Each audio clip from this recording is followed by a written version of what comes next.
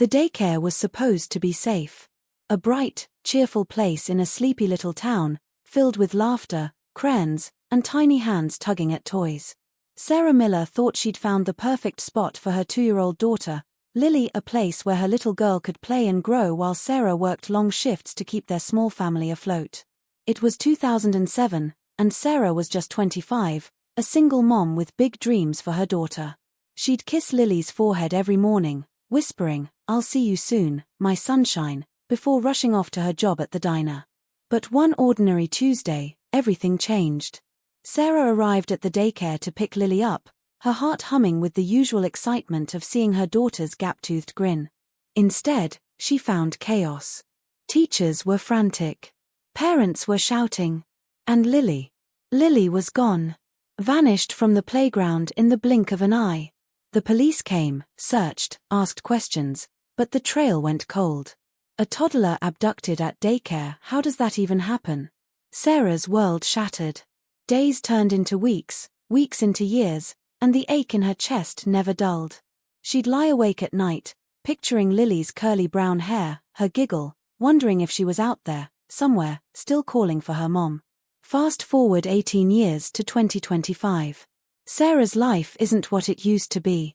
She's 43 now, living in a quiet apartment, the walls lined with faded photos of a little girl who never came home.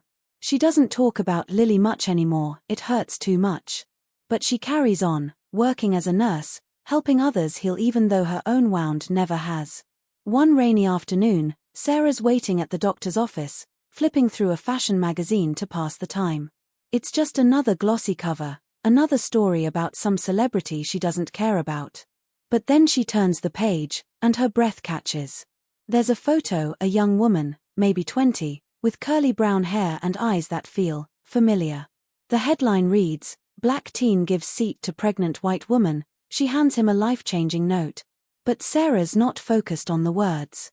She's staring at the girl in the background of the shot, the one nobody's talking about. Her hands tremble. Could it be? No, it's impossible. After all these years, in a random magazine. Yet those eyes, that smile, they pull at something deep inside her, something she hasn't felt since that awful day at the daycare. Sarah's heart races as she reads the article, searching for clues. The story's about a kind-hearted teen, Marcus, who gave up his bus seat to a pregnant woman in Chicago. The woman, touched by his gesture, slipped him a note that changed his life forever. But Sarah's not thinking about Marcus or the note. She's thinking about the girl standing nearby in the photo, caught by chance in the frame. Is it Lily?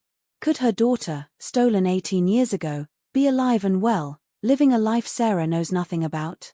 Or is this just her grief playing tricks, seeing hope where there's none? Sarah clutches the magazine, her mind spinning with questions, fear, and a spark of something she hasn't dared to feel in years, possibility. What happens next? You'll have to stick around to find out. Sarah sat frozen in the doctor's office, the magazine trembling in her hands. The fluorescent lights buzzed overhead, and the faint smell of antiseptic hung in the air, but none of it registered. Her eyes were locked on the photo, on that young woman in the background with curly brown hair and a smile that tugged at Sarah's heart like a half-forgotten song. It couldn't be Lily, could it? After 18 years, the idea felt like chasing a ghost. Yet there she was, staring at a stranger who felt anything but strange. The article's words blurred together, something about Marcus, the teen who gave up his seat, and the pregnant woman's note, but Sarah's mind was elsewhere, spiraling back to that awful day in 2007. The daycare's playground had been so ordinary, with its squeaky swings and faded slide. She could still hear the teacher's panicked voice, "We only turned away for a second." A second. That's all it took to steal her daughter, her sunshine, her everything. Now, here was this photo, stirring up hope and dread in equal measure. Sarah's chest tightened. She needed to know more, but where could she even start? She glanced around the waiting room, half expecting someone to notice her unraveling. An elderly man coughed into a tissue. A young mom hushed a fussy toddler. Life went on, oblivious to the storm inside her. Sarah folded the magazine carefully, as if it might crumble, and tucked it into her purse. She wasn't supposed to take it, magazines were for the office, but this wasn't just a magazine anymore. It was a lifeline. Her appointment forgotten, she hurried out into the rain, the Chicago drizzle soaking her coat as she walked to her car. The city hummed around her, all honking horns and glowing signs, but Sarah felt like she was moving through a fog. She slid into the driver's seat and pulled out the magazine again, flipping to the article. The photo was small, grainy even, but the girl's face was clear enough to make Sarah's pulse race. She wasn't the focus of the story, just a bystander caught in the shot, standing near a bus stop with a backpack slung over one shoulder. The article didn't name her, didn't mention her at all. But Sarah couldn't shake the feeling that those eyes, warm, a little guarded, were the same ones she'd kissed goodnight all those years ago. Back at her apartment, Sarah spread the magazine out on her kitchen table, the only light coming from a flickering bulb above. She traced the girl's face with her fingertip, her mind wrestling with doubt. Lily would be 20 now, not a toddler anymore. Sarah had spent years imagining what her daughter might look like, taller, maybe with her dad's cheekbones or Sarah's stubborn chin. But this girl. She was real, not a daydream. Sarah's eyes darted to the article again, searching for anything useful. It said Marcus, the teen, was 17, a high school senior from Chicago's South Side.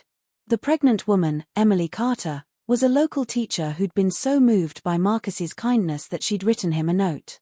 The note, according to the magazine, had led to a scholarship, a chance for Marcus to go to college, something he'd never thought possible. It was a feel-good story, the kind people shared online with heart emojis. But Sarah didn't care about the scholarship or the note. She cared about the girl in the background, the one nobody else seemed to notice. She grabbed her laptop and started searching. Marcus' Chicago bus seat brought up a few posts on X, mostly short clips of people praising the story. Such a good kid, one user wrote. This is what humanity looks like, said another. Sarah scrolled, her eyes burning from the screen's glow. There was a blurry video from a local news station, showing Marcus at the bus stop, laughing shyly as a reporter asked him questions. The girl was there too, just for a second, walking past with her backpack. Sarah paused the video, her breath catching. It was her, the same girl from the magazine. She leaned closer, squinting at the frozen frame. The girl's hair was pulled back now, and she wore a green jacket, but those eyes. Sarah's heart thudded. She needed more. She typed Emily Carter Chicago teacher next, hoping the pregnant woman might know something. A school website popped up, listing Emily as a 5th-grade teacher at Lincoln Elementary. No mention of the girl, though. Sarah's fingers hovered over the keyboard. What was she even looking for? A name? An address? Proof that this wasn't just her grief-twisting reality?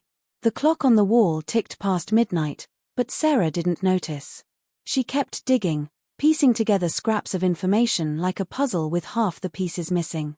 Marcus went to Roosevelt High, according to a post from his school's account. The bus stop was on 47th Street, a busy spot near a coffee shop and a laundromat. Sarah knew the area not well, but enough to picture it. She'd driven through there on her way to the hospital sometimes, back when she worked night shifts. Her mind wandered to the daycare again, to the police reports she'd read 1,000 times. They'd suspected a stranger, someone who'd seen an opportunity and taken it. No ransom note, no witnesses, just a gap in the fence and a toy truck left in the grass, Lily's favorite. Sarah had kept that truck, tucked away in a box under her bed. She hadn't looked at it in years, but now she felt the urge to hold it, to feel its weight in her hands. She stood, her legs shaky, and walked to her bedroom. The box was old, the cardboard soft from time. Inside, the truck was just as she remembered, red, with one wheel missing. Sarah clutched it to her chest, tears spilling down her cheeks. "Where are you, baby?" she whispered. The question hung in the air, unanswered. She thought of the girl in the photo again, the way she'd stood at the bus stop, casual, unaware of the camera. Was she happy?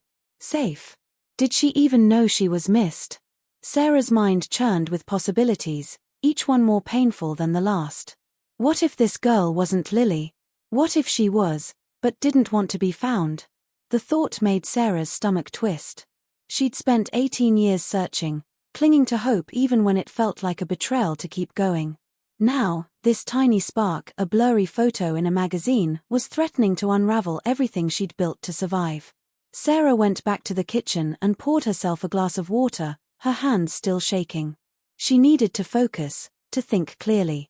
The article said the photo was taken a week ago, which meant the girl might still be in Chicago.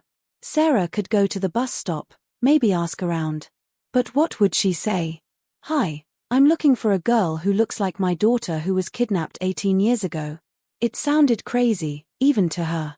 She thought about calling the police, but the memory of their pitying looks from back then stopped her. They'd long since closed Lily's case, filing it away with words like unsolved and cold. No, if Sarah was going to do this, she'd have to do it alone. She grabbed a notepad and started writing. Marcus, Roosevelt High. Emily Carter, Lincoln Elementary. Bus stop, 47th Street. It wasn't much, but it was a start. The next morning, Sarah called in sick to work. She couldn't face the hospital, not today. Instead, she drove to 47th Street, her hands gripping the steering wheel too tightly. The bus stop was just like she'd pictured, crowded, with people rushing past, heads down against the wind. Sarah parked across the street and watched, her eyes scanning every face. Teenagers laughed in groups, an old man fed pigeons, but there was no sign of the girl from the photo. Sarah's heart sank, but she wasn't ready to give up. She stepped out of the car and walked to the coffee shop nearby, figuring someone there might know something. The barista, a young guy with a nose ring, barely looked up when she asked if he'd seen a girl with curly brown hair and a green jacket. "Lots of people come through here," he said, shrugging. Sarah nodded, forcing a smile, but inside she felt like screaming. Didn't anyone understand how important this was? She spent the rest of the day wandering the area, asking questions that led nowhere. A woman at the laundromat thought she'd seen a girl like that but couldn't be sure. A bus driver remembered Marcus, nice kid, always polite, but didn't know anything about a girl in a green jacket. By dusk, Sarah was exhausted, her hope fraying at the edges. She sat on a bench near the bus stop, the magazine photo now creased from being handled so much. The girl's face stared back at her, those eyes still pulling at something deep inside. Sarah didn't know what to do next, but she knew she couldn't stop. Not now. Not when she was this close, or at least felt like she was.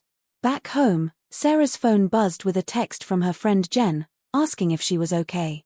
Sarah hadn't told anyone about the photo yet, not even Jen, who'd been there through the worst of it, bringing casseroles when Sarah could barely eat, sitting with her during those endless nights after Lily disappeared.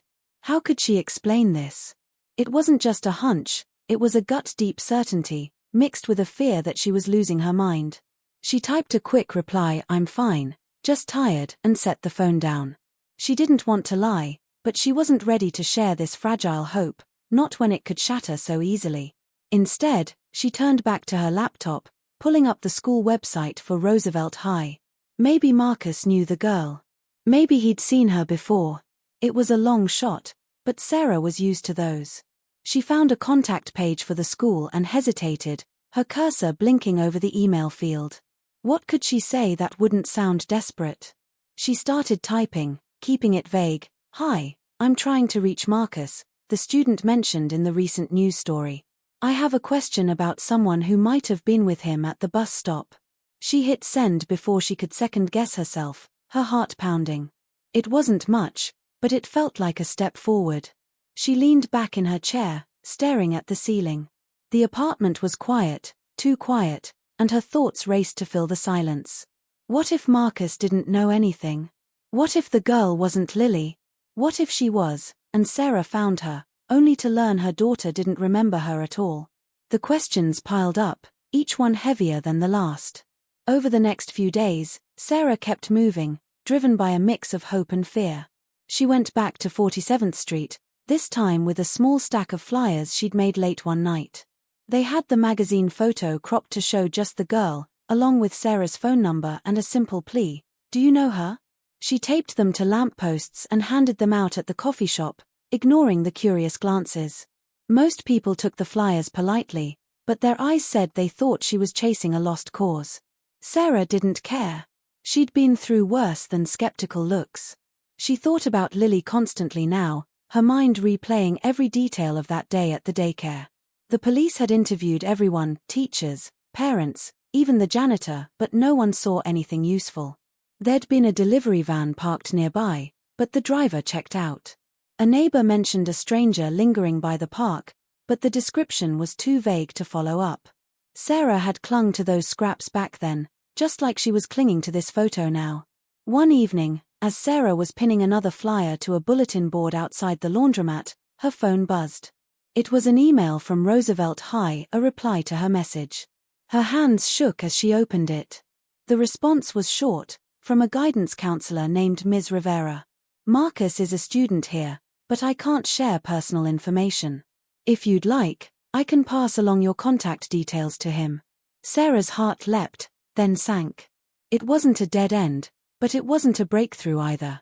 She replied immediately, thanking Ms. Rivera and asking her to please pass along her number. She didn't know what Marcus might say, or if he'd even call, but it was something. She stood there in the chilly evening air, the flyer fluttering in her hand. The girl's face looked back at her, those eyes so familiar yet so distant. Sarah's days started blending together, a haze of work and searching.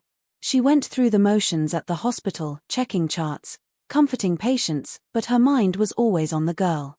She'd started dreaming about Lily again, vivid dreams that left her waking in tears. In one, Lily was still 2, running toward her across the daycare playground, but when Sarah reached for her, she dissolved into nothing. In another, the girl from the photo stood at the bus stop, staring at Sarah with no recognition. "Who are you?" the girl asked, and Sarah woke gasping. She didn't tell anyone about the dreams, not even her therapist, who she hadn't seen in months anyway. This was her burden, her hope, her fight. A week after the email to Roosevelt High, Sarah's phone rang while she was making coffee. The number was unfamiliar, and her stomach twisted as she answered. "Hello." Her voice was cautious, barely above a whisper. There was a pause, then a young man's voice came through, polite but guarded. Hi. This is Marcus. From Roosevelt. Someone said you wanted to talk to me." Sarah's breath caught. She hadn't expected him to actually call. She stumbled over her words, trying to sound calm. "Hi, Marcus. Thank you for calling. I saw you in a magazine, about the bus seat thing. There was a girl in the photo, standing near you. Do you know her?" Another pause, longer this time. "A girl?" Marcus sounded confused. "I mean, there were people around, but I don't know anyone specific. What's this about?" Sarah's heart sank, but she pushed on, describing the green jacket, the curly hair. Marcus listened, but his answers didn't give her much. "I see a lot of people at that stop," he said. "I'm sorry, I don't think I can help."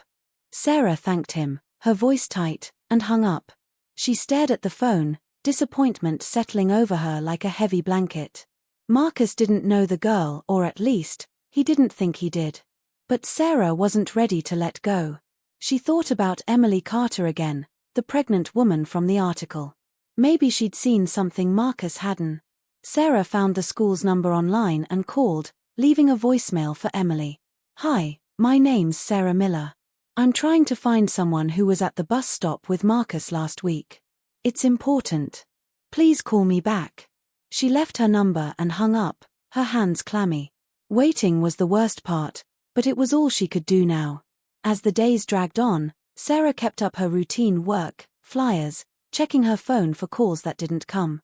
She'd started noticing small things, like how the barista at the coffee shop now gave her a sympathetic nod when she came in, or how the laundromat lady asked if she'd had any luck.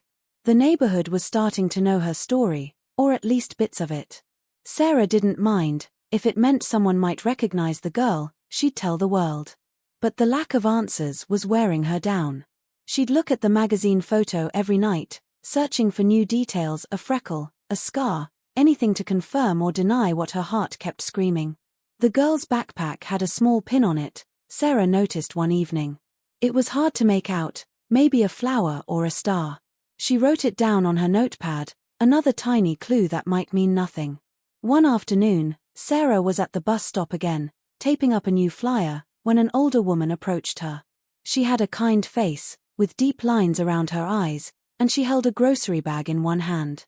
"You're the one looking for that girl, aren't you?" she asked. Sarah nodded, her pulse quickening. "I've seen your flyers. That picture. I think I saw her a couple weeks ago, maybe. She was here, waiting for the bus. Had that green jacket." Sarah's breath hitched. "Did you talk to her? Do you know her name?" The woman shook her head. "No, sorry. She was just standing there, looking at her phone. I only noticed because she helped me with my bag when I dropped it." "Nice girl." Sarah's mind raced. It wasn't much, but it was something, a confirmation the girl existed, that she wasn't just a figment of Sarah's imagination. She thanked the woman, her voice shaky, and watched her walk away. That night, Sarah couldn't sleep. She kept thinking about what the woman said. The girl had been kind, helpful. It sounded like Lily, or at least, the kind of person Sarah hoped Lily would have grown up to be. She wondered what Lily's life was like now. Did she have a family? Friends? Did she ever think about the mom she'd lost? The questions gnawed at Sarah, keeping her awake until dawn. She got up and made coffee, her eyes heavy but her mind sharp. She needed to find Emily Carter. If Marcus didn't know anything, maybe Emily did. Sarah checked her phone again, no missed calls, no voicemail. She called Lincoln Elementary once more, this time reaching a receptionist who promised to pass along her message. Sarah thanked her, but the waiting felt like torture. By now, Sarah's apartment was a mess of notes and flyers, the magazine photo pinned to her fridge like a beacon. She'd started talking to it sometimes, late at night when the loneliness was too much. "I'm looking for you," she'd whisper. "I'm not giving up." It wasn't healthy, she knew that, but it kept her going. She thought about the daycare again, about how she'd blamed herself for years. If she'd picked Lily up earlier, if she'd checked the fence, if she'd been a better mom. The guilt was a constant shadow, but this photo, this girl, was a chance to make it right. Or at least to know the truth, whatever it was. A few days later, Sarah was at the hospital, checking a patient's chart, when her phone buzzed in her pocket. She stepped into the break room, her heart pounding as she saw the number, local, unfamiliar. "Hello," she answered, her voice barely steady. "Hi, this is Emily Carter," came the reply, warm but curious. "You left me a message about the bus stop." Sarah's knees went weak. She gripped the counter, trying to keep her voice calm. "Yes, hi. Thank you for calling. I'm trying to find a girl who was there when you met Marcus. She was in a photo, with curly hair and a green jacket." Emily paused, thinking. "I'm not sure, there were a few people around that day. Why are you looking for her?" Sarah hesitated. How much should she say? She settled on the truth, or part of it. "She might be someone I've been trying to find for a long time. It's personal." Emily's tone softened. "I wish I could help. I don't remember anyone specific, but I can ask around if you want." Sarah thanked her, giving her number again, and hung up, her hands trembling. Sarah's apartment felt smaller every day, the walls closing in with her notes, flyers, and that magazine photo pinned to the fridge. It had been weeks since her call with Marcus, days since her last voicemail to Emily Carter, and the silence was deafening. She'd taped up so many flyers around 47th Street that her hands smelled permanently of adhesive, but no one had called with real answers. The girl in the green jacket remained a mystery, a face that haunted Sarah's every waking moment. She'd lie in bed at night, the red toy truck from Lily's daycare clutched in her hands, whispering questions into the dark. Was that girl really her daughter? If she was, why was she in Chicago, living a life Sarah knew nothing about? And if she wasn't, why did Sarah's heart refuse to let go? The not-subsidiary questions swirled, a storm of hope and doubt that kept the tension alive, unresolved. At the hospital, Sarah's shifts were a blur. She'd always been good at her job, calm under pressure, kind to patients, but lately, her mind wandered. A patient's chart would sit untouched while she stared out a window, picturing the girl at the bus stop, her curly brown hair catching the light.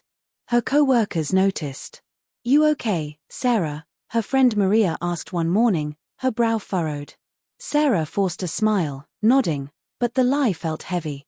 She couldn't tell Maria about the photo, not yet. It was too raw, too fragile. Instead, She threw herself into work, hoping it would drown out the ache. But even there, the mystery followed her. She'd overhear snippets of conversation, mothers talking about their kids, families planning futures, and each word was a reminder of what she'd lost. A toddler abducted at daycare, gone in a heartbeat. Now, 18 years later, a single photo had cracked open that old wound, and Sarah wasn't sure if it was healing or bleeding worse. Outside work, Sarah's search consumed her. She'd drive to 47th Street after every shift, her eyes scanning the bus stop like a hawk. The coffee shop barista, Jake, knew her order by heart now: black coffee, no sugar, and he'd slip her an extra muffin sometimes, his way of saying he was rooting for her. "Any luck with your flyers?" he asked one evening, wiping down the counter. Sarah shook her head, her throat tight. "Not yet." Jake nodded, his eyes kind but helpless. She appreciated it, but kindness couldn't find her daughter. She'd hand out more flyers, talk to strangers, bus drivers, shop owners, kids skateboarding nearby, but the answers were always the same. "Haven't seen her. Don't know her." Each dead end chipped away at her, but she kept going. Giving up wasn't an option, not when those eyes in the photo felt like lilies. Meanwhile, Marcus was grappling with his own whirlwind. The scholarship from Emily's note had changed everything. Suddenly, he was a local hero, his face on X posts and news clips, his mom crying happy tears at the dinner table. But fame was a double-edged sword. Kids at Roosevelt High treated him differently now, some with respect, others with jealousy. "Mr. Big Shot," one guy muttered in the hallway, shoving past him. Marcus brushed it off, but it stung. He wasn't used to the spotlight, and part of him wished he'd never given up that bus seat. Still, the note kept him grounded. Emily had written it in neat, looping handwriting, *, "You're going to do great things. Don't let anyone tell you otherwise." *. He'd read it so many times the paper was creased, but he hadn't told anyone what else was in it: a phone number, a promise of help if he ever needed it. He didn't know why Emily had given him that, but it felt like a lifeline he wasn't ready to use. Marcus thought about Sarah's call sometimes, her voice shaky but determined. He hadn't lied, he didn't know the girl in the green jacket. That bus stop was always packed, faces blending together like static. But something about Sarah stuck with him. She wasn't pushy, wasn't angry, just desperate. He'd mentioned the call to his mom, Lisa, over dinner one night. "Some lady thinks her kid was in that photo with me," he said, poking at his mashed potatoes.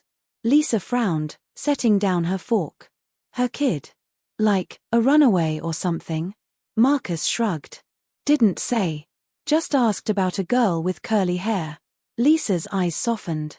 She'd raised Marcus alone, working double shifts at a diner to keep them afloat, and she knew what it was to worry about a child.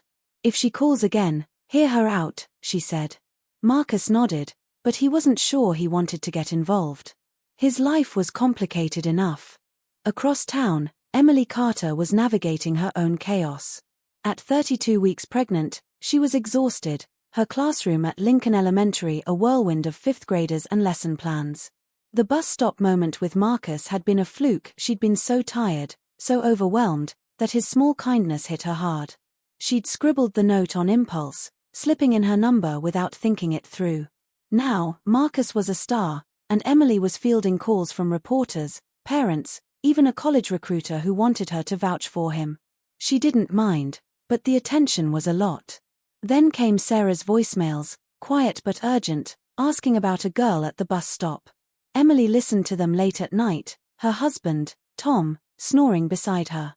She wanted to help, but her memory of that day was fuzzy: just Marcus, the crowded stop, and her aching feet. A girl with curly hair? Maybe, but nothing stood out. Still, Sarah's voice lingered, raw with something Emily recognized, a mother's love, stretched thin by time. Emily mentioned Sarah to Tom over breakfast, her hand resting on her belly. "This woman keeps calling about a girl she's looking for," she said, stirring her tea. Tom, bleary-eyed from a late shift at the fire station, raised an eyebrow. "Like a missing person thing?" Emily shrugged. "I think so. She sounds, I don't know, heartbroken." Tom nodded, chewing his toast. He'd seen plenty of grief in his job: families torn apart by accidents, fires, worse. You gonna call her back? He asked. Emily sighed. I want to, but what do I say? I don't remember anyone else there. Tom reached for her hand. Just be honest. Might help her more than you think. Emily knew he was right, but the thought of calling Sarah, of facing that kind of pain, made her hesitate. She'd do it, she told herself. Soon. After the baby came, maybe, when life wasn't so hectic. Back at her apartment, Sarah's search was pulling her in new directions. She'd started digging into old daycare records, tracking down names from 2007. Most of the teachers were gone, moved, retired, one even passed away, but she found a janitor, Mr. Ortiz, who still lived nearby. She called him on a whim, her voice cracking as she explained. I'm Lily Miller's mom. From the daycare, years ago. Do you remember anything? Mr. Ortiz was quiet for a moment, then said, I remember your girl. Sweet kid, always smiling. Sarah's heart lurched. Did you see anything that day? Anything strange? He sighed, his voice heavy. Wish I had. Cops asked me 100 times. Just that van parked out back, but they said it was clean. Sarah knew about the van delivery guy, airtight alibi, but hearing it again stung. She thanked Mr. Ortiz, but the call left her empty, another thread that led nowhere. Sarah's friend Jen was worried now, showing up unannounced with a bottle of wine and a determined look.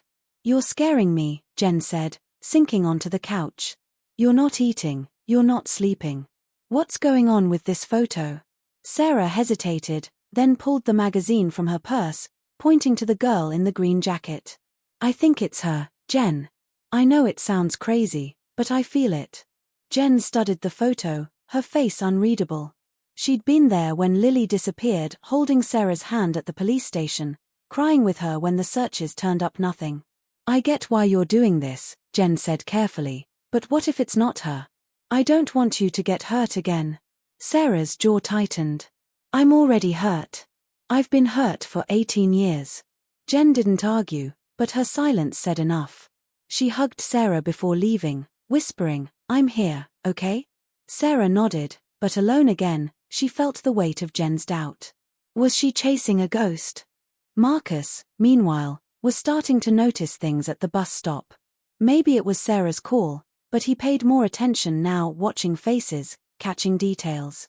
One afternoon, he saw a girl who might have fit Sarah's description. Curly brown hair, green jacket, a backpack with a small pin that glinted in the sun. She was on her phone, earbuds in, oblivious to the world. Marcus hesitated, wondering if he should say something. Hey, you know a lady named Sarah, sounded ridiculous in his head. Before he could decide, the girl boarded a bus and was gone. He kicked himself later, telling his mom about it. You think it was her? Lisa asked, her eyes wide. Marcus shrugged, uneasy. Maybe. I don't know. Lisa touched his arm. If you see her again, say something. Could be important. Marcus nodded, but the idea of getting tangled in someone else's pain made him nervous. He had his own future to worry about, college, scholarships, a life he was just starting to build. Emily's classroom was quieter these days, her students sensing her exhaustion. She'd caught one girl, MIA, staring at her belly during a lesson, and it made her smile. You excited to be a big sister? Emily asked. MIA grinned, nodding. Gonna teach the baby everything. It was a sweet moment, but it reminded Emily of Sarah, of a mother who'd lost her chance to teach her daughter anything. She pulled up Sarah's voicemail again after school, listening to the plea about the note. Why did Sarah care about it? Emily wondered. It was just a few words, a spur-of-the-moment thing. But Sarah's voice, soft, breaking, made Emily feel like she was missing something. She wrote down Sarah's number, promising herself she'd call tomorrow. No excuses this time. She owed Sarah that much, even if she had nothing to offer. Sarah's nights were restless, her dreams a jumble of Lily's toddler giggles and the girl's face at the bus stop. One dream had them both together, standing in the daycare playground, but when Sarah reached for Lily, the girl in the green jacket turned away, saying, I don't know you. Sarah woke up gasping, her cheeks wet. She couldn't keep doing this, but she couldn't stop either. She started visiting other bus stops nearby, expanding her search. Maybe the girl wasn't tied to 47th Street. Maybe she was a student, a worker, someone with a routine Sarah could trace. She'd ask around gas stations, libraries, anywhere with foot traffic, but the answers stayed the same. No one knew her. No one remembered. One day, Sarah tracked down an old police contact, Detective Harris, who'd worked Lily's case. He was retired now, living in a suburb with a big garden he bragged about on X. She called him, nervous, and he remembered her right away. "Sarah Miller," he said, his voice warm but tired. "Been a long time." She cut to the chase, telling him about the photo, the girl, the bus stop. Harris listened, but she could hear the caution in his silence. "I don't want to get your hopes up," he said finally. "We chased a lot of leads back then. Most were nothing." Sarah's grip tightened on the phone. "This isn't nothing. I know it." Harris didn't argue, but he promised to look at his old notes, maybe pass the photo to a friend still on the force.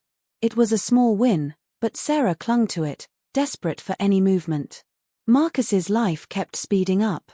The scholarship came with meetings, advisors, donors, people who wanted to shape his potential. He felt like a trophy sometimes, not a person. But he kept thinking about the girl at the bus stop. He saw her again one morning, same jacket, same pin on her backpack. This time, he walked closer, his heart pounding. "Hey," he called, but his voice was too soft, and she didn't hear, disappearing into a crowd. He stood there, frustrated, wondering why it mattered so much. Sarah's call had gotten under his skin, made him feel responsible somehow. He told his guidance counselor, Ms. Rivera, about it, leaving out Sarah's name. "Some lady's looking for a girl who might have been near me," he said.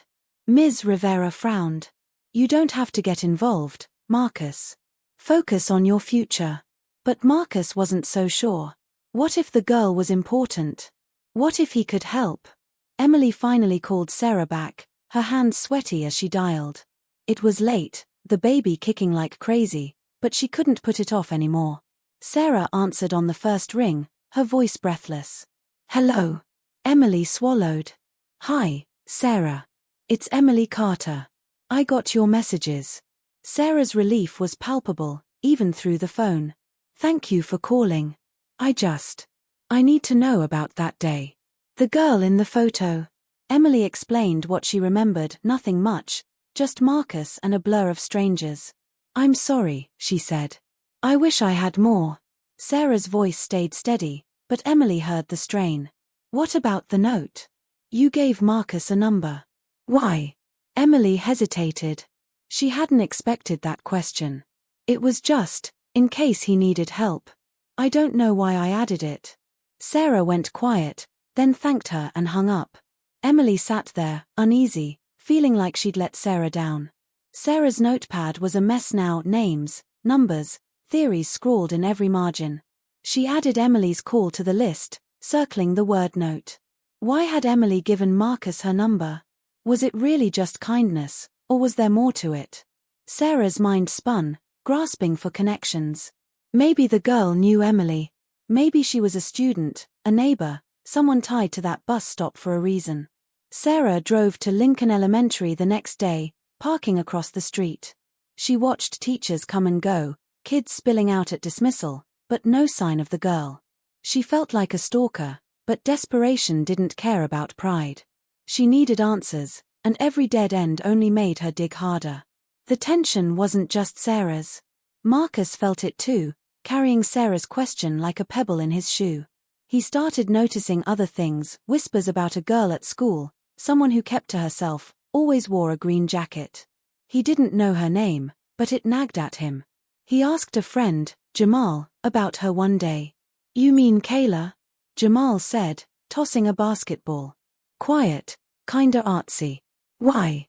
Marcus froze. Kayla. A name.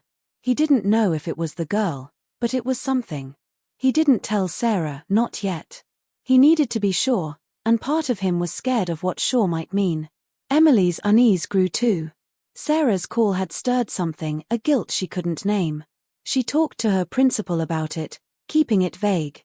"This woman's looking for someone she lost," she said. The principal, Mrs. Lee nodded thoughtfully. Could be a long shot. People see what they want to see. Emily knew that, but Sarah's voice wasn't just wishful thinking. It was pain, pure and sharp.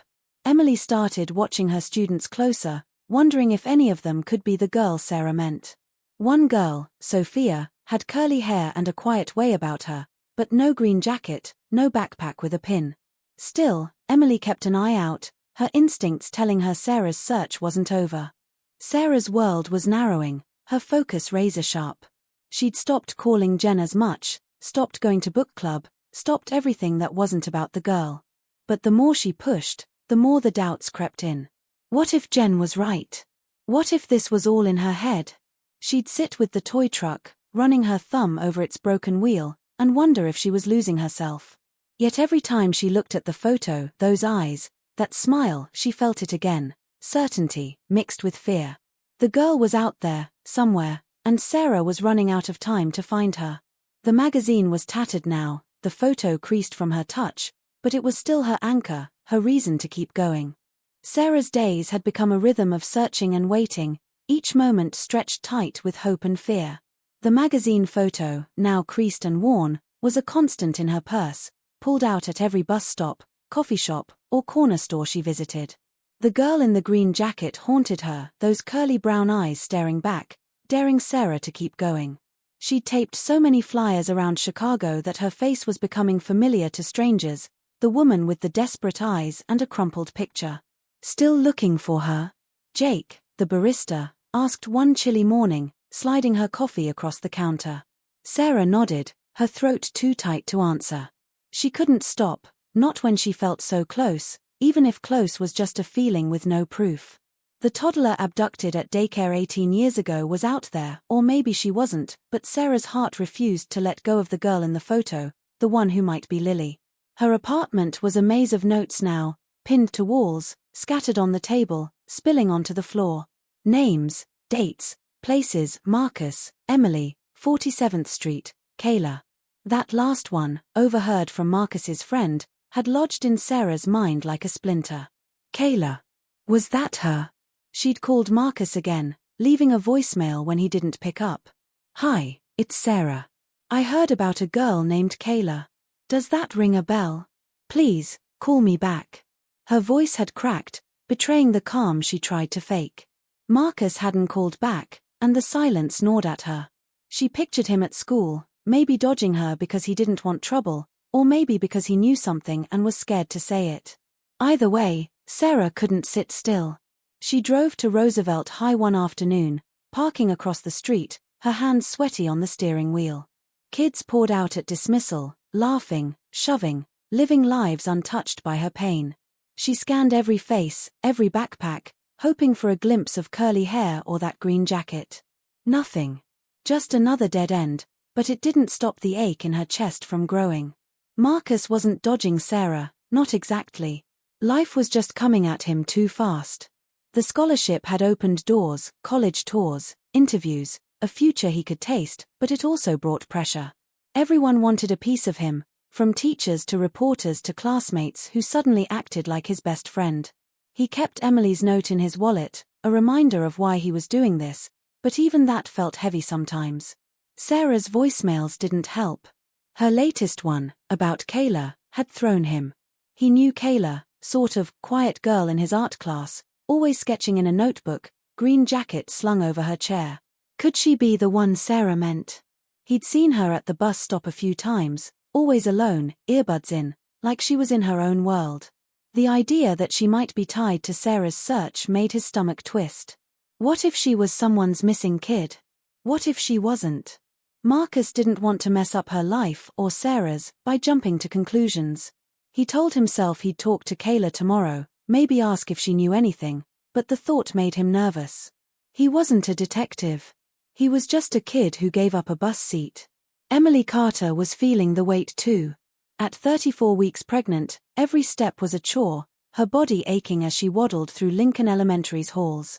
Sarah's calls had stirred something in her, a mix of guilt and curiosity she couldn't shake.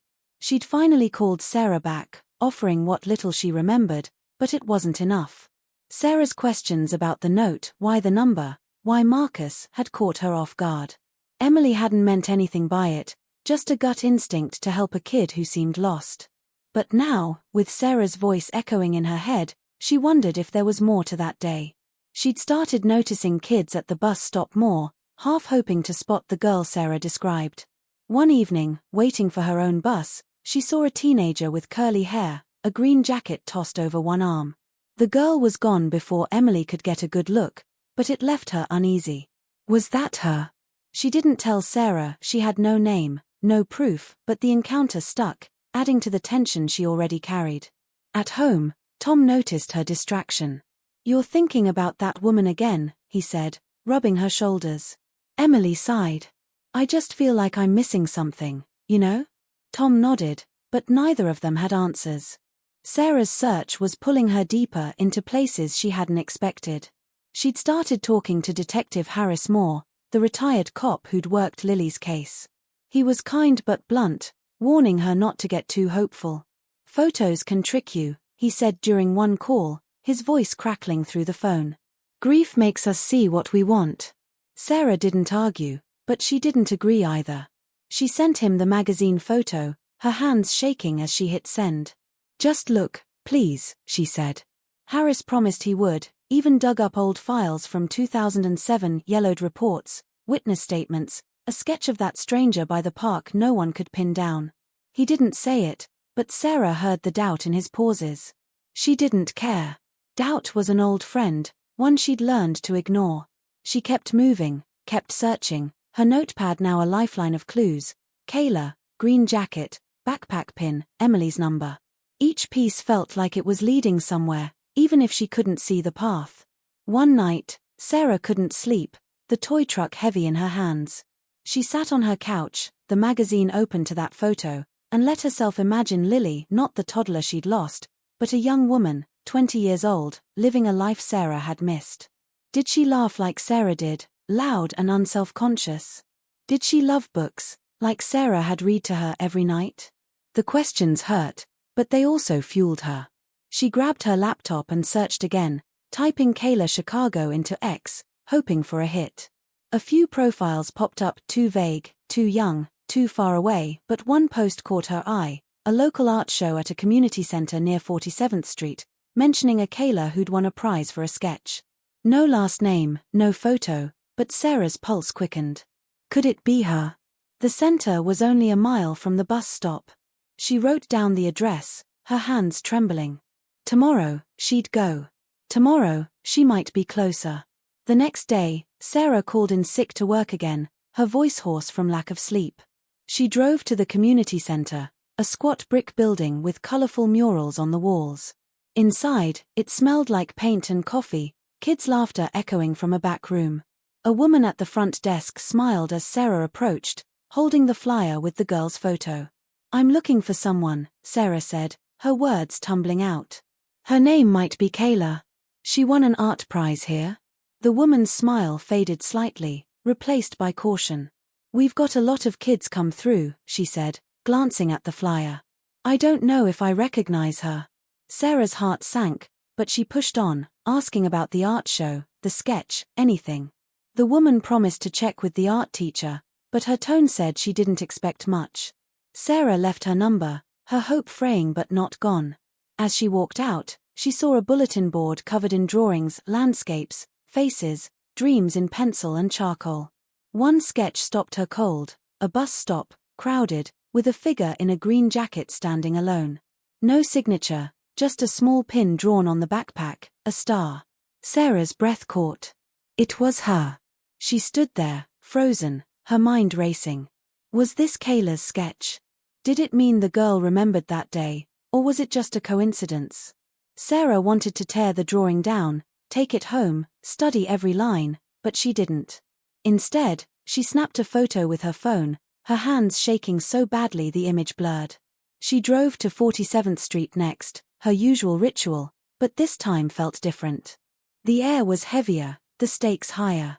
She taped up another flyer, her eyes scanning every face in the crowd. A bus pulled up, and for a split second, she thought she saw her, the green jacket, the curly hair, but it was just a stranger, gone in a blink. Sarah's chest tightened. She was so close, she could feel it, but close wasn't enough. She needed to know. Marcus was at school, his thoughts a mess. He'd seen Kayla in art class that morning, her head bent over her notebook, sketching like always. He'd almost said something *Hey, you ever meet a lady named Sarah? But the word stuck in his throat. What if he was wrong? What if Kayla laughed, or worse, got upset? He wasn't ready for that. But Sarah's voicemail kept playing in his head, her voice raw, like she was holding on to hope by her fingertips. He talked to Jamal again at lunch, keeping it casual. You know Kayla well? He asked, tossing a fry. Jamal shrugged. Not really. She's cool, just keeps to herself. Why you so curious? Marcus didn't answer, his stomach knotting. He didn't know why, not exactly, but he couldn't shake the feeling that Kayla was important not just to him, but to Sarah, to this whole tangled thing he'd stumbled into. Emily was at the bus stop again, her doctor's appointment running late. She leaned against a pole, her belly making every position uncomfortable, and watched the crowd. She wasn't looking for the girl, not consciously, but her eyes kept drifting to every teenager with curly hair. She thought about Sarah's last call, the way her voice had trembled asking about the note. Emily hadn't told her everything, not because she was hiding anything, but because it felt private. The number wasn't just hers, it was her brother's, a counselor who helped kids like Marcus find scholarships. She'd added it on a whim, thinking Marcus might need it someday. Now, she wondered if Sarah thought it meant more. A girl bumped into her, muttering an apology, and Emily's heart skipped. Green jacket, backpack, but the hair was straight, the face wrong. She sighed, frustrated. Why was she even doing this? Sarah's pain wasn't her problem, but it felt like it was, like that day at the bus stop had tied them all together in ways she couldn't untangle. Sarah's phone buzzed that evening, pulling her out of a daze. It was Detective Harris, his voice gruff but kind. Got your photo, he said. Ran it by a guy I know, facial recognition stuff. No hits yet, but we're digging. Sarah's breath hitched. What about the sketch? I found one at a community center, looks like the bus stop. Harris paused, and she could picture him rubbing his forehead, the way he used to when Lily's case hit a wall. Could be something, he said. Send me a picture of it. And Sarah? Don't do anything rash. She promised she wouldn't, but rash was all she had left. She sent the sketch photo, her fingers clumsy on the screen, then grabbed her coat. She couldn't wait for Harris, couldn't wait for Marcus or Emily or anyone. She needed to go back to the community center, needed to know if Kayla was real, if the girl in the green jacket was hers. The center was closing when Sarah arrived, the lights dimming as kids trickled out. She found the art teacher, a young woman with paint on her jeans, and showed her the flyer. Is this Kayla? Sarah asked, her voice shaking. The teacher hesitated, glancing at the photo. I can't say for sure, she said, too careful. We don't give out names. Sarah's frustration boiled over. Please, I'm not trying to hurt anyone. I just need to know if she's okay. The teacher softened, but only a little. Leave your number. If I hear anything, I'll call. Sarah scribbled it down, her hope hanging by a thread. As she left, she saw the sketch again on the bulletin board, that star pin glinting in the light. It felt like a sign, a taunt, a promise, she didn't know which. Marcus couldn't avoid it anymore. He saw Kayla at the bus stop that night, her jacket zipped against the cold, her sketchbook tucked under one arm. He took a deep breath and walked over, his sneakers scuffing the pavement. Hey, Kayla, he said, his voice louder than he meant. She looked up, startled, pulling out an earbud. Yeah. Her eyes were wary, but not unkind. Marcus fumbled, his plan unraveling. You ever meet someone named Sarah? She's been asking about you. Or someone like you. Kayla's face changed, just for a second something flickered, fear or recognition, he couldn't tell. Don't know any Sarah, she said, too quick, and turned away, boarding the bus before he could say more. Marcus stood there, his heart pounding. He'd messed it up, but he'd seen it, that look. She knew something. Or maybe she didn't, and he was just paranoid. Either way, he had to call Sarah. Emily was home, folding tiny baby clothes, when her phone rang. It was Sarah, her voice frantic. "Did you ever see her again?" "The girl at the bus stop." Emily's chest tightened. She wanted to help, wanted to fix this, but she had nothing new. "I thought I saw someone," she admitted, "but I'm not sure." "Sarah, what's going on? Why's this girl so important?" Sarah's answer was barely a whisper. "She might be my daughter." Emily froze, the honesty in her hands forgotten. Daughter. The word hit her like a wave, all the pain of Sarah's search crashing into focus. "I'll keep looking," Emily promised, her voice thick. "I'll ask around." She hung up, her hands shaking, and stared at the nursery wall, painted with stars. She didn't know how to help, but she couldn't stop now. Sarah was back at 47th Street, the bus stop buzzing with evening commuters. She clutched the flyer, her eyes darting to every green jacket, every curl of hair. The sketch, the name Kayla, Marcus's silence, Emily's uncertainty, it was all piling up, pushing her to the edge. She felt like she was standing on a cliff, the truth just out of reach. A bus hissed to a stop, and Sarah's breath caught. There, stepping off, was a girl, curly brown hair, green jacket, a backpack with a star pin glinting under the streetlight. Sarah's heart stopped. It was her. The girl from the photo, the sketch, the dreams.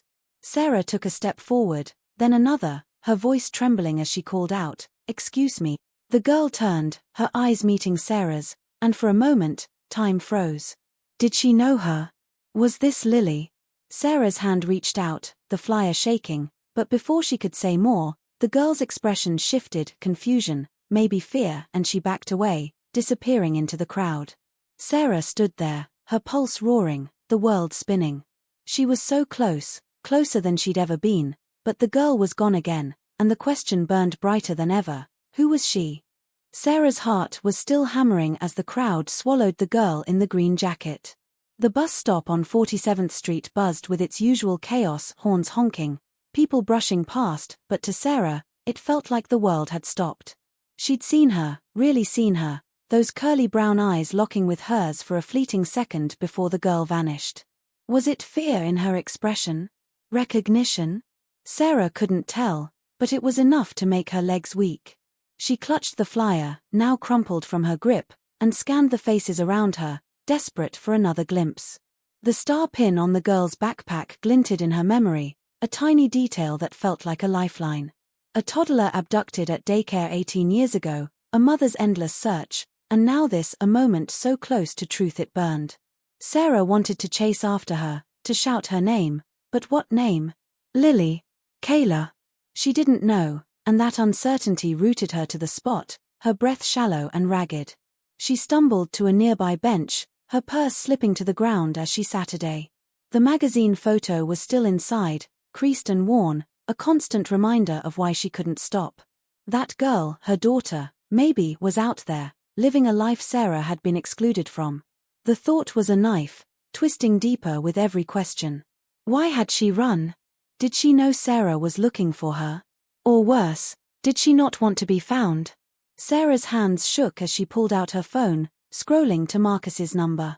He'd mentioned Kayla, hadn't he? That fleeting conversation at the bus stop, the way he'd hesitated, it meant something. She typed a text, her fingers clumsy. "Marcus, I saw her." "The girl.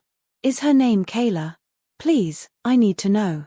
She hit send, her pulse racing, and stared at the screen, willing it to light up with a reply. Nothing. Just the hum of the city and the weight of her own thoughts. Across town, Marcus was at home, sprawled on his couch, his phone buzzing on the coffee table. He saw Sarah's text and froze, his stomach twisting. Kayla. He'd only mentioned her once, to Jamal, and now Sarah was latching onto it like a lifeline. He hadn't meant to stir anything up when he'd approached Kayla at the bus stop, asking if she knew a Sarah. Her reaction, sharp, guarded, had thrown him.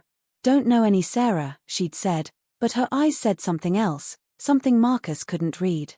Now Sarah had seen her, and Marcus felt like he'd kicked a hornet's nest. He wanted to help, wanted to do the right thing, but what if the right thing hurt someone? Kayla was just a quiet girl from art class, not some missing kid, or was she? He typed a reply, then deleted it, his thumb hovering over the screen. Finally, he wrote, "I don't know her name for sure. I'll ask around." It wasn't enough, but it was all he could manage. He hit send and leaned back, the note from Emily Carter still folded in his wallet, a reminder that kindness could complicate things. Sarah didn't wait for Marcus's reply. She couldn't. The girl's face was burned into her mind, and the community center was her only lead. That sketch on the bulletin board, the bus stop, the green jacket, the star pin felt like a message, intentional or not. She drove there now, the Chicago skyline blurring past her window as dusk settled in. The center was quiet, just a few kids lingering outside, their laughter sharp against the evening chill. Sarah clutched her flyer as she approached the front desk, where a new volunteer, a guy with glasses and a tired smile, greeted her. "I was here before," she said, her voice unsteady. "About a girl, Kayla, who did a sketch.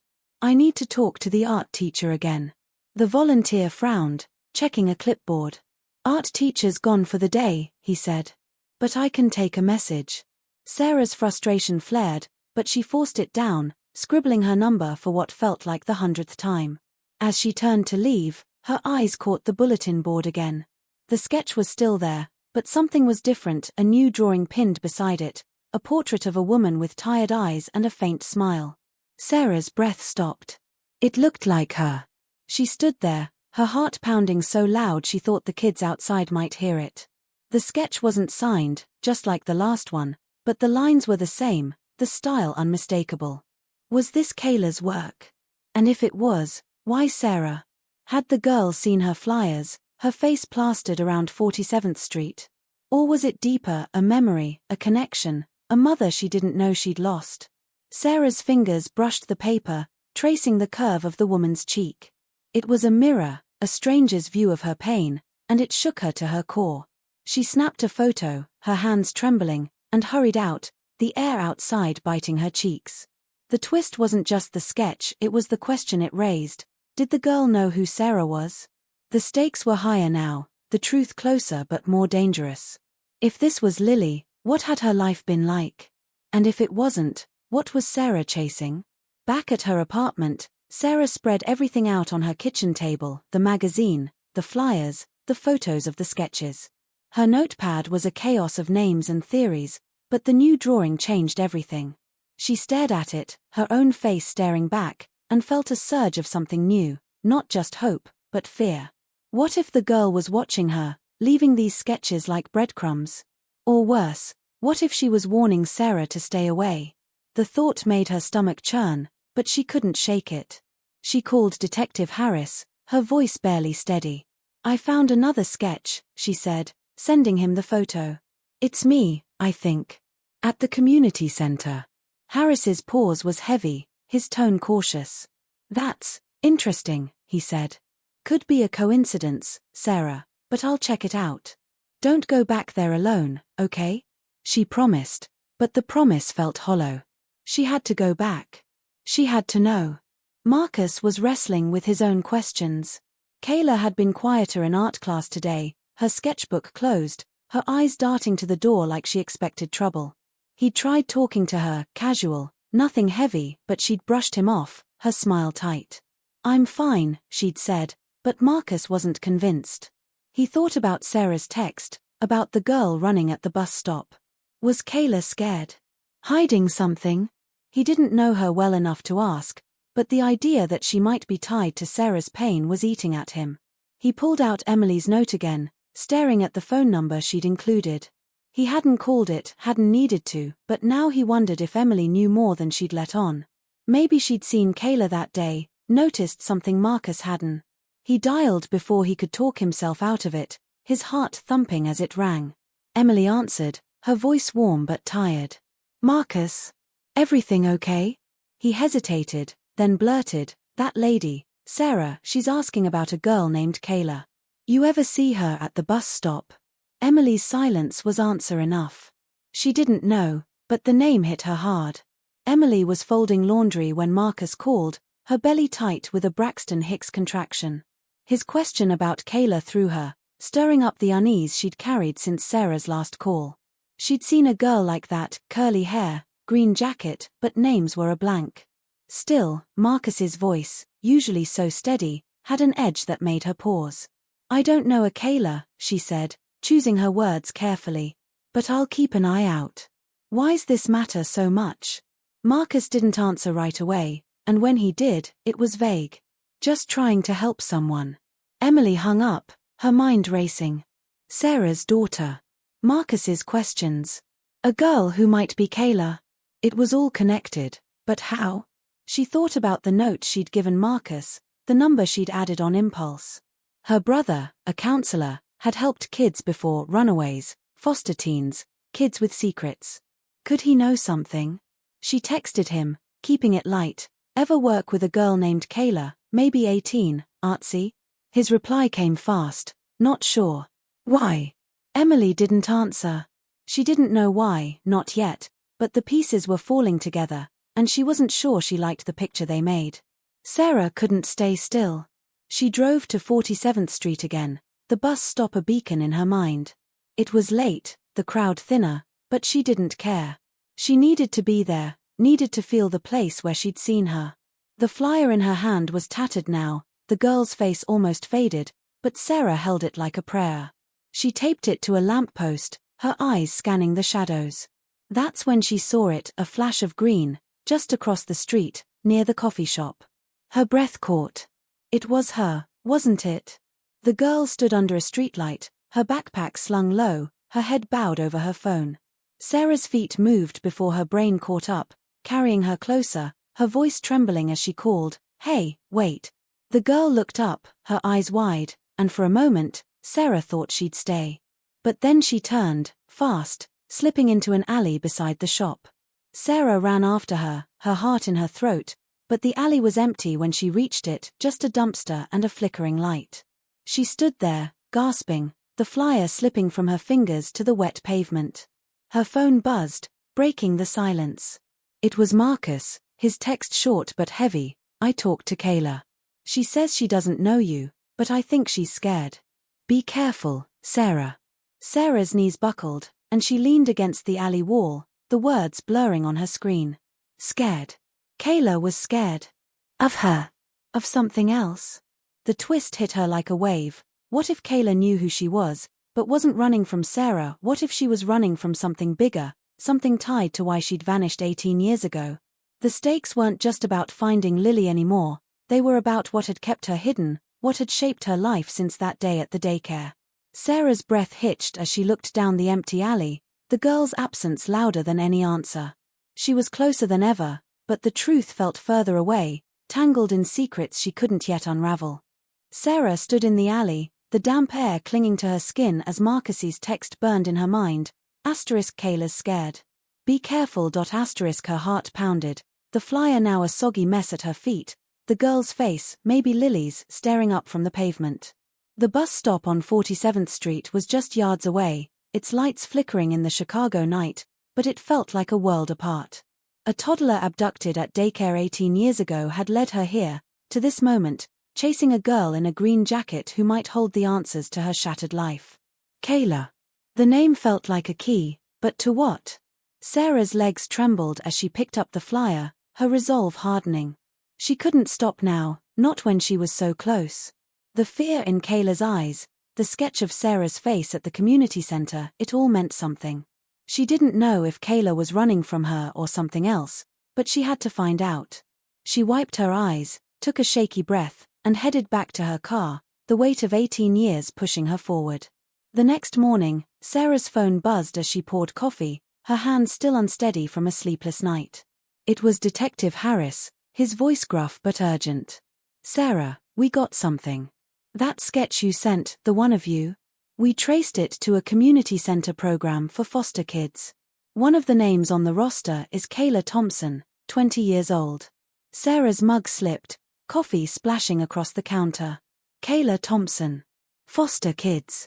Her mind raced, piecing together fragments: curly brown hair, green jacket, a star pin.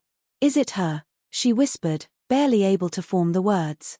Harris hesitated. "We don't know yet. No record of a Lily Miller in the system, but we're pulling Kayla's file. Sit tight, okay?" Sit tight. Sarah's chest tightened. She couldn't sit tight. She grabbed her purse, the magazine photo tucked inside, and drove to the community center, her pulse roaring. This was it, the moment she'd been chasing since that awful day at the daycare. The center was busier today, kids spilling out of classrooms, their voices bright against the gray morning.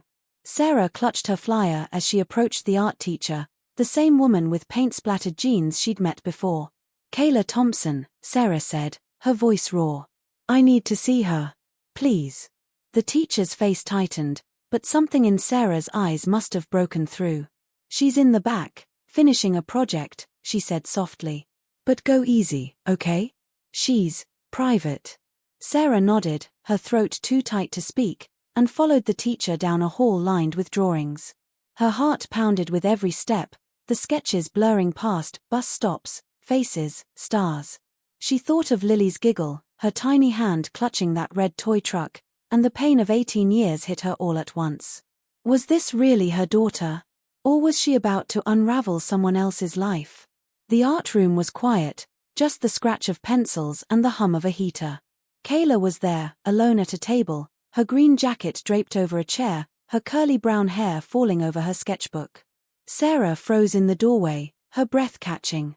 It was her, the girl from the bus stop, the magazine, the dreams. Kayla looked up, her eyes wary, and for a moment, time stopped.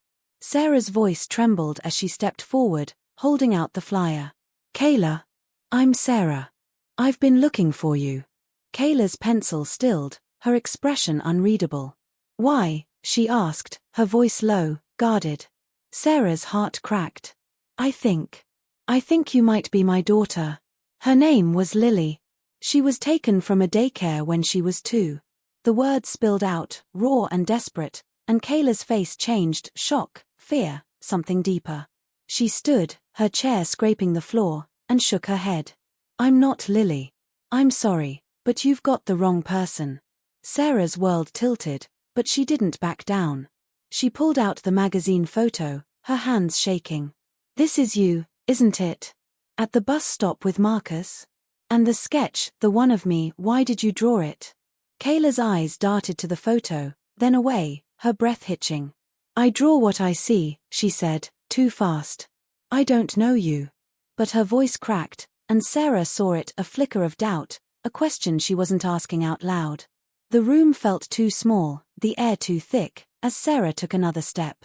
"Please, just talk to me. If you're not her, I'll walk away. But I've been searching for 18 years, and I can't stop until I know." Kayla's hands clenched, her sketchbook falling to the table, and for a moment, Sarah thought she'd run again. But she didn't. She sat, her eyes locked on Sarah's, and whispered, "I don't know who I am." The words hit Sarah like a wave, hope and grief crashing together. Kayla's story came out in pieces, foster homes, no parents, a childhood pieced together from fragments. She'd been found wandering a park at 3, no name, no family, just a scared little girl with curly hair. The system raised her, bouncing her from house to house, and art became her escape. Sarah listened, her heart breaking, seeing Lily in every word but afraid to believe it. "Do you remember anything?" she asked, her voice barely a whisper. "A daycare? A red toy truck?" Kayla's eyes widened, just for a second, and she touched her backpack, where the star pin glinted. I had a dream once," she said, almost to herself. "A truck like that. But it's just a dream, right?" Sarah's tears spilled over. It wasn't proof, but it was enough to keep her there, holding on to this girl who might be her sunshine. Marcus was at school when his phone buzzed with a text from Sarah. "I found her. Thank you." He stared at it, his chest tight. He'd helped, hadn't he? But Kayla's face in art class, scared, closed off, haunted him. He'd pushed her to talk, and now what? He called Emily, needing to tell someone. "Sarah found the girl," he said, his voice low. Emily, folding baby clothes at home, went still. "Is it her daughter?" she asked. Marcus didn't know, but the question lingered, tying them all together, Sarah, Kayla, Emily, him. Emily hung up, her mind drifting to her own child, due any day, and the note she'd given Marcus. It had started this, in a way, pulling them into Sarah's orbit. She texted her brother, the counselor, one last time. That girl, Kayla. You sure you never met her? His reply was quick. Checking my files. I'll let you know. Emily set the phone down, uneasy, but hopeful Sarah had found peace. At the community center, Sarah and Kayla talked for hours, the art room their fragile sanctuary. Sarah showed her the toy truck, pulled from her purse, its red paint chipped but whole. Kayla touched it, her fingers trembling, and didn't pull away. I don't know if I'm her, she said finally, her voice thick. But I want to find out. Sarah nodded, tears streaming, and promised to help. DNA tests, records, whatever it took. They hugged, tentative but real, a mother and a maybe daughter holding on to hope. Sarah felt the weight of 18 years lift, just a little, but the climax wasn't over. As they left the center, Kayla's phone buzzed, a message lighting up the screen. Sarah glimpsed it before Kayla tucked it away. Don't tell her anything. It's not safe. The words were a jolt, a final twist that froze Sarah's blood. Who was warning Kayla? And why? The truth about Lily wasn't just in Kayla's past, it was tied to someone out there, watching, and Sarah's search wasn't over yet. Sarah's breath caught in her throat as she glimpsed the text on Kayla's phone. Don't tell her anything. It's not safe. The words burned into her mind, a sharp twist that made the world tilt. She stood outside the community center, the Chicago night wrapping around them, the air heavy with the promise of rain. Kayla slipped her phone into her pocket, her eyes darting away, but Sarah had seen enough. Who was warning her? Why wasn't it safe? The hug they'd shared moments ago, tentative, hopeful, felt fragile now, like a thread stretched too thin. A toddler abducted at daycare 18 years ago had led Sarah to this moment, to a girl who might be her daughter, but the truth was still tangled in shadows. She wanted to ask about the message, to demand answers, but Kayla's face, guarded, uncertain, stopped her. Instead, she touched Kayla's arm, her voice soft. Let's get you somewhere warm, okay? We've got time to figure this out. Kayla nodded, her shoulders relaxing just a fraction, and they walked to Sarah's car, the weight of that text hanging between them. The drive was quiet, the city lights blurring past as Sarah stole glances at Kayla. Her curly brown hair fell over her green jacket, the star pin on her backpack catching the streetlights. Sarah's heart ached with every detail, the way Kayla's fingers fidgeted, the way her eyes flicked to the window like she was searching for something. Was this Lily? The DNA test they'd agreed to would tell them soon, but Sarah didn't need a lab to feel the connection. Still, that message gnawed at her. It's not safe. Safe from what? From her. From someone else. She thought of the daycare, the gap in the fence, the red toy truck left in the grass. For 18 years, she'd blamed herself, wondering if she'd missed a clue, a stranger's face, anything. Now, with Kayla beside her, the past felt closer than ever, but so did the danger. She pulled into a diner near her apartment, a place she'd gone to after long shifts, and smiled at Kayla. Hungry? Kayla shrugged, but followed her inside, the bell above the door jingling as they sat in a booth. Over coffee and fries, Sarah kept the conversation light, asking about Kayla's sketches, her favorite colors, anything to ease the tension. Kayla opened up slowly, her voice soft but warm. I've always drawn, she said, dipping a fry in ketchup. Helps me think. Sarah nodded, picturing Lily's tiny hands clutching crayons, scribbling on construction paper.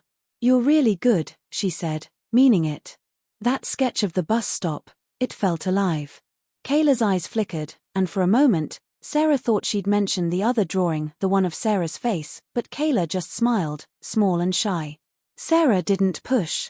She wanted Kayla to feel safe, not cornered. But the text lingered in her mind, a puzzle piece that didn't fit. As they ate, Sarah's phone buzzed, a text from Detective Harris. Got Kayla's file. No red flags, but there's a gap in her early records. Meet me tomorrow? Sarah's pulse quickened. A gap. Like Lily's missing years. She typed a quick reply, yes, 10 a.m. and set the phone down, her eyes on Kayla, who was staring at her coffee like it held secrets. Back at her apartment, Sarah offered Kayla the couch, pulling out a blanket and pillow. You don't have to stay, she said, but I'd like it if you did. Kayla hesitated, then nodded, her backpack still slung over one shoulder. "Thanks," she said, her voice barely above a whisper. Sarah watched her settle in, the toy truck on her nightstand a quiet reminder of why she was here. As she lay in bed, sleep wouldn't come.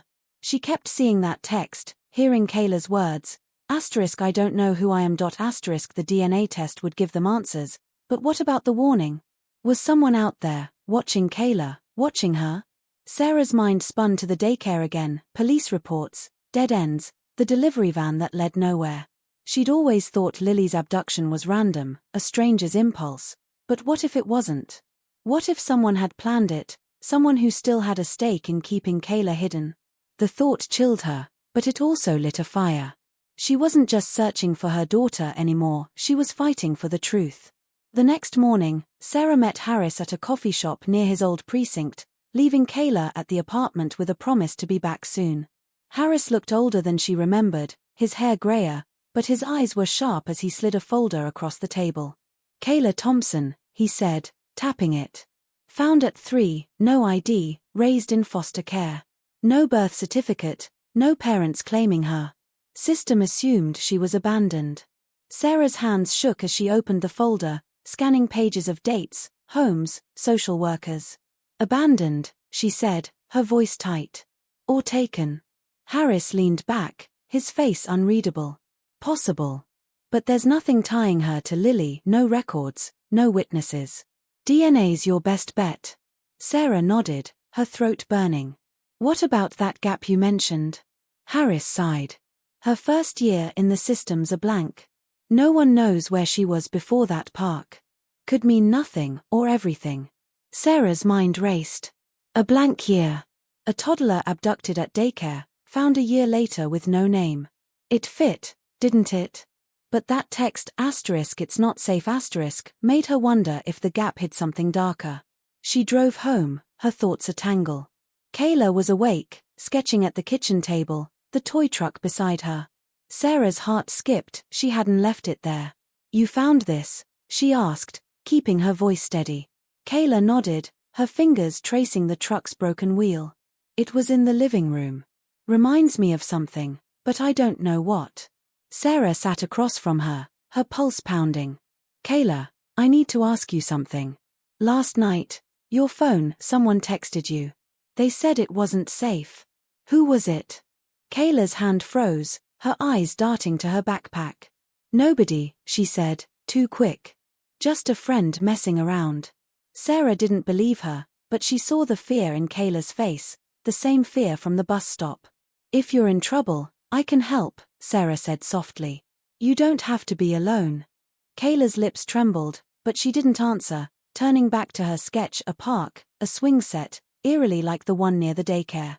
Marcus was at school, his mind miles away. Sarah's text about finding Kayla had lifted a weight, but it also left him uneasy. He'd seen Kayla's fear, felt it when she'd brushed him off at the bus stop. Now, knowing Sarah had her, he wondered if he'd done the right thing, pushing them together. He pulled out Emily's note during lunch, staring at the number she'd written. He'd called her once, but maybe she knew more about Kayla, about Sarah, about whatever was going on. He dialed, his hands sweaty.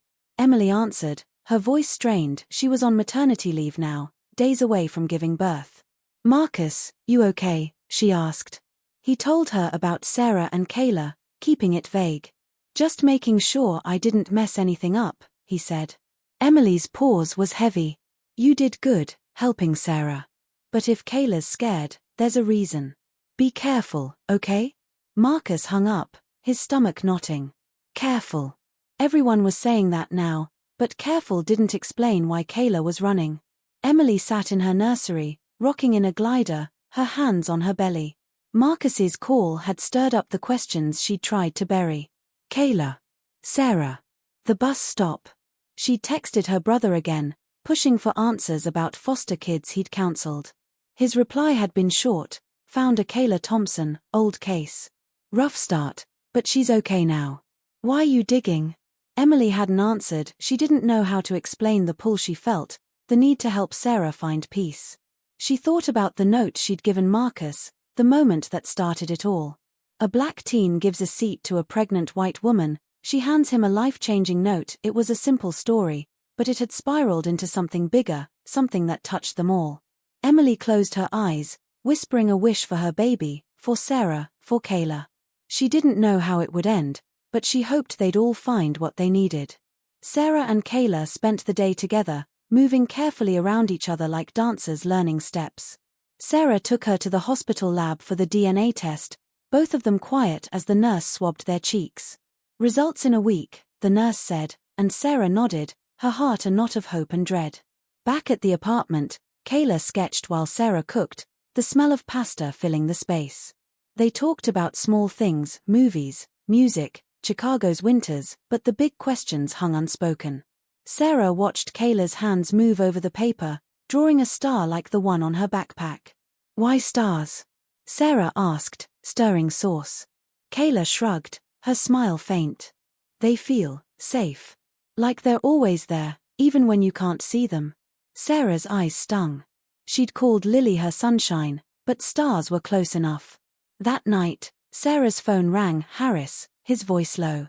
"Got something weird," he said. Kayla's file mentions a social worker, Janet Reed, who handled her case when she was found. Reed left the state a year later, no trace since. But I dug deeper, turns out she was linked to a shady adoption ring in the 90s. Nothing proven, but it's a red flag. Sarah's blood ran cold. An adoption ring. A toddler abducted at daycare, a girl found with no name. "You think she took her?" Sarah asked, her voice shaking. Harris sighed. "Maybe. Or maybe she just knew who did.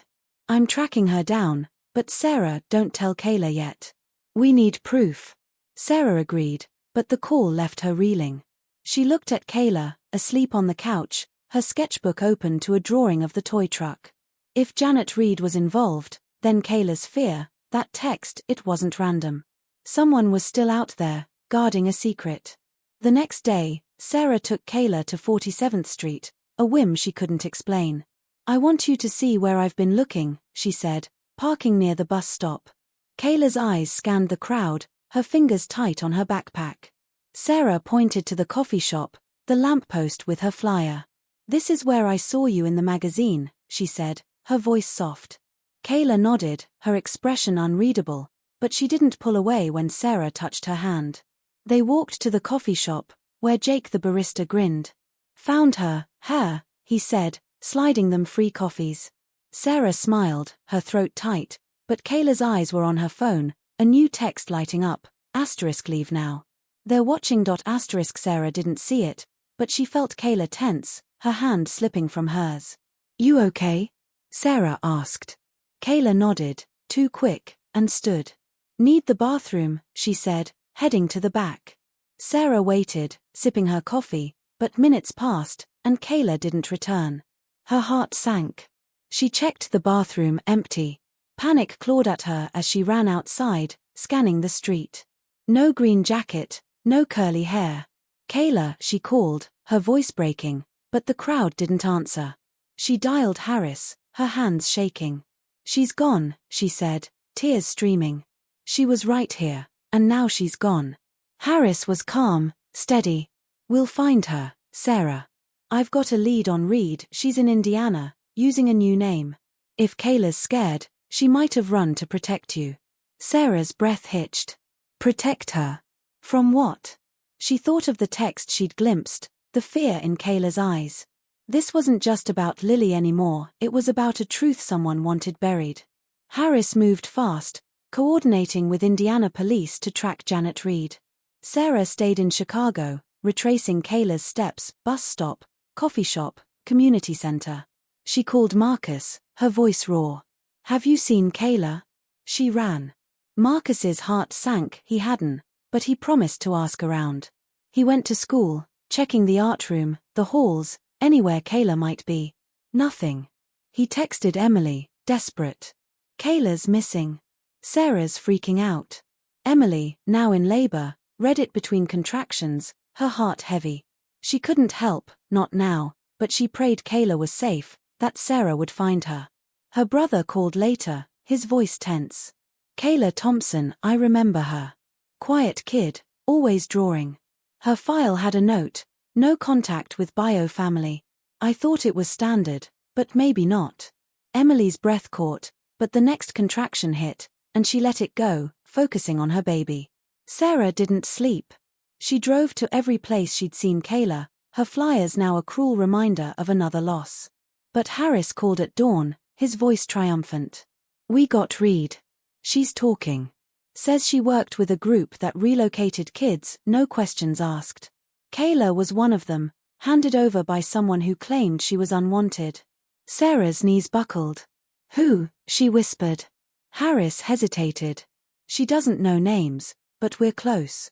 And Sarah, Kayla's safe. She turned up at a shelter downtown, asking for you." Sarah sobbed, relief flooding her. She drove to the shelter, her heart in her throat, and there was Kayla, green jacket, star pin, eyes red from crying. They hugged, fierce and wordless, and Sarah knew, test or no test, this was her daughter. The DNA results came a week later, confirming it. Kayla was Lily. Sarah cried for days, holding Kayla's hand, the toy truck between them. Reed's confession led to arrests, an underground network, not just one person, but a web that had stolen kids like Lily for profit. The text messages, Harris learned, came from a foster sibling, scared of losing Kayla to a past they didn't understand. Sarah forgave it, her focus on rebuilding with Lily. They moved slowly, learning each other, Lily's love for art, Sarah's bad cooking, shared laughs over old photos. Marcus visited, bringing a sketchbook for Lily, his scholarship secure and his heart lighter. Emily, now with a newborn daughter, sent a card, her note simple. "You found her. That's everything." Sarah kept it on her fridge, next to Lily's drawings. The ending wasn't perfect. Lily struggled with her past, the years she'd lost, but Sarah was there, patient, steady. They'd walk to the bus stop sometimes, not searching anymore, just talking, the star pin a reminder of how far they'd come. Sarah reflected on it all, grief, hope, the stubborn love that kept her going. She'd lost 18 years, but she'd found her daughter, and that was enough. For anyone watching, she'd say this: hold on, even when it hurts. The truth might hide, but love finds a way.